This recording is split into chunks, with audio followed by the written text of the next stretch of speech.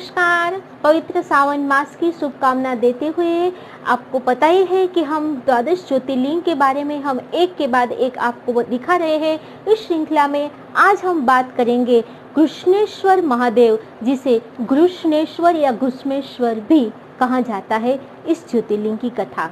लेकिन इससे पहले कि हम कथा आगे बढ़ाए, रोज की तरह मुझे कमेंट बॉक्स में ओम नमः शिवाय लिखें और मेरी चैनल को सब्सक्राइब करें।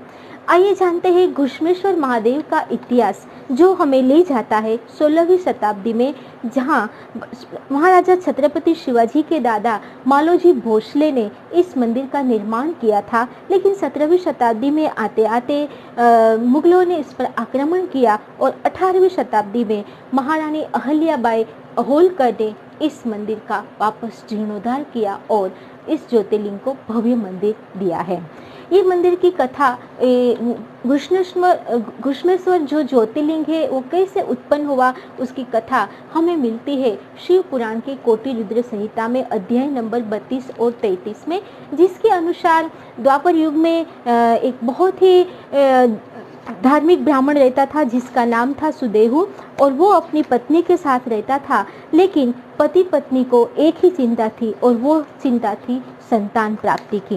दोनों के बहुत प्रयत्न करने पर भी संतान प्राप्ति नहीं होने से उन्होंने उसकी पत्नी, ब्राह्मण पत्नी ने उसे उनकी छोटी बहन घुष्मा के साथ शादी करके पुत्र प्राप्ति के लिए कहा। तब बहुत मना करने पर भी उन्होंने उनकी छोटी ब्राह्मण सुधर्मा ने उसकी छोटी बहन घुष्मा से शादी की। घुष्मा जो बड़ी शिव भक्त थी और उन्हें एक कड़ा नियम था कि रोज सुबह वो 101 पार्थिव शिवलिंग बनाकर उसकी विधि विधान से पूजा करके बाजू के तालाब में उसे रोज विसर्जित करती थी। घुष्मा के साथ शादी करने के बाद सुधर्मा को एक सुंदर पुत्र प्राप्त हुआ और बाद में पुत्र के साथ सुधर्मा और घुष्मा बड़े प्रेम से अपना गृहस्थ जीवन व्यतीत करने लगा। समय जाते हुए सुदेहा को लगा कि यहाँ उसकी बार बार उपेक्षा हो रही है, अतः उसको एक कुविचार आया और एक रात को उन्होंने घुष्मा और सुधर्मा का जो युवा पुत्र था उसकी हत्या करके उसकी लाश को वहीं पे फेंका, उसी तालाब में फेंका जहाँ पे उसकी बहन घुष्मा रोज पार्थिव शिवलिंग का विसर्जन करती थी। दूसरे दिन सुबह पूरे गांव में उसके पुत्र की तलाश होने लगी, लेकिन उस समय भी घुष्मा ने अपना नियम नहीं तोड़ा और वे 101 पार्थिव शिवलिंग की लगातार पूजा करके उसका विसर्जन करने के लिए जब तालाब में गई, तब उसके बड़े आश्चर्य के साथ उसने देखा कि तालाब से निकलकर उनका पुत्र उनके सामने ही उसे मिलने आ रहा है। बड़े आश्चर्य से बड़ी खुशी से उसने अपने पुत्र को गले लगाया और उस शिवलिंग को वो विसर्जन करने लगी। तब उसी शिवलिंग से भगवान शंकर बड़े प्रलय रूप में, यानी कि क्रोधित रूप में वहाँ उत्पन्न हुए और उन्होंने बताया कि तुम्हारे पुत्र की हत्या तुम्हारी बहन सुदेहा ने की है। तब उन्होंने और कहा कि उसको उचित दंड मिलना ही चाहिए। तब घुष्मा ने कहा कि हे महादेव, यदि आप मेरी पूजा से खुश हुए हैं तो मेरी अभागी बहन को आप क्षमा करें और लोक कल्याण हेतु आप इसी स्थान पर ज्योतिर्मय रूप में स्थापित हो। घुष्मा की विनती को सुनते हुए महादेव का जो प्रलयकारी रूप था वो शांत हो गया और उसी सरोवर में उन्होंने अपना ज्योतिर्मय रूप स्थापित किया, जिसे हम घृष्णेश्वर महादेव के नाम से जानते हैं, जो महाराष्ट्र के औरंगाबाद में वेलूर नामक गांव में स्थित है और जो आसपास सह्याद्री पर्वतमाला में सुंदर पर्यटक स्थल के रूप में भी जाना जाता है। तो आइए जानते हैं घृष्णेश्वर महादेव शिव ज्योतिर्लिंग की विशेषता।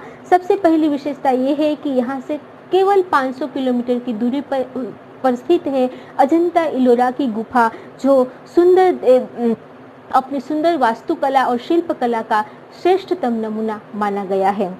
दूसरी विशेषता ये है कि इसके जो दक्षिण भाग में ये जो पूरा मंदिर है वो दक्षिण शैली की शिल्प शैली में बनाया गया है तथा उसको लाल पत्थरों से जोड़ा गया है और मंदिर के गर्भद्वार में ही भगवान विष्णु के दशा अवतार को भी लाल पत्थरों से सुशोभित किया गया है। तीसरी सबसे बड़ी विशेषता है यहाँ का शिवालय तीर्थ।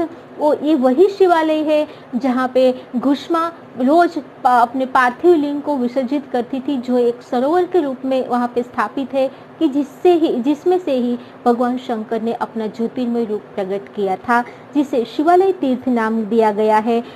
कहते हैं कि शिवालय तीर्थ का केवल एक बार दर्शन करने से भी हमें संतान प्राप्ति हो जाती है। इस मंदिर की चौथी सबसे बड़ी विशेषता है यहाँ का दौलताबाद का किला, जो केवल 14 किलोमीटर की दूरी पर है और जो 200 मीटर ऊंचाई पर बना है, जहाँ से बरहरी झील, अजंता एलोरा की गुफा तथा अनेक सुंदर पर्यटन स्थल जैसे कि बौद्ध गुफा, जैन गुफा, भद्र भारती मंदिर, सोनेरी महल आदि सुंदर पर्यटन स्थलों को हम बड़ी सुंदर रम्य पर्यटन स्थल के रूप में वहाँ से देख सकते हैं। तो ये है घुश्मेश्वर महादेव।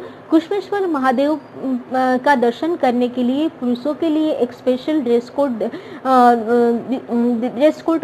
बताया गया है कि पुरुष भक्तों को अपनी कमीज यानी कि शर्ट और बनियान और बेल्ट उतार कर ही मंदिर के गर्भगृह में प्रवेश किया जाता है, क्योंकि ये भगवान शिव का साक्षात शक्ति स्थल माना गया है। क्योंकि यहाँ पे भगवान शंकर का प्रलयकारी रूप उत्पन्न हुआ था, अतः उसी रूप को शांत करने के लिए यह शिवलिंग लगातार जल के बीच में उपलब्ध है। इसीलिए घुश्मेश्वर महादेव है जो शिव का साक्षात स्वरूप है, उसका जल्दी से आप दर्शन कर पाए और भगवान शिव की कृपा पाए। इसी शुभकामना के साथ जुड़े रहिए मेरे साथ दिव्य होम में। तब तक के लिए नमस्कार।